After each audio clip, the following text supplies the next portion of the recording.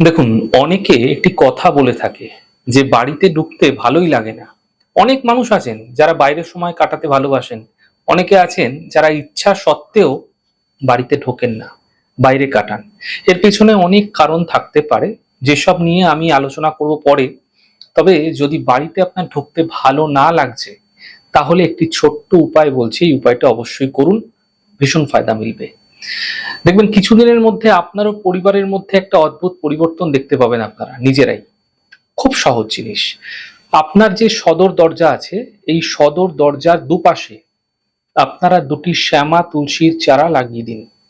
যদি আপনি ফ্ল্যাটেও থাকেন, তাহলেও সেই ফ্ল্যাটের প্রবেশদ্বারের দুপাশে আপনারা দুটি শ্যামা তুলসীর চারা লাগিয়ে দিন। এই উপায় করলে যারা বেশিরভাগ সময় দেখছেন ঘরের বাইরে কাটাচ্ছেন, বাড়িতে ঢুকতে ভালো লাগছে না, নেগেটিভ এনার্জির কারণে হতে পারে, যে কোনো ক্ষেত্রেই হতে পারে, সেটা আলাদা বিষয়।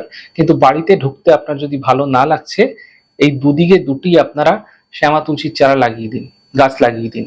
শ্রাবণ মাস চলাকালীন বৃহস্পতিবার অথবা মঙ্গলবারে লাগাতে পারেন, বিশেষ লাভ হবে। নিজেরাই পরিবর্তন দেখতে পাবেন এবং ঘরে ঢুকতে যে অনীহা তৈরি হয়েছিল, সেটা দূর হতেও দেখতে পাবেন।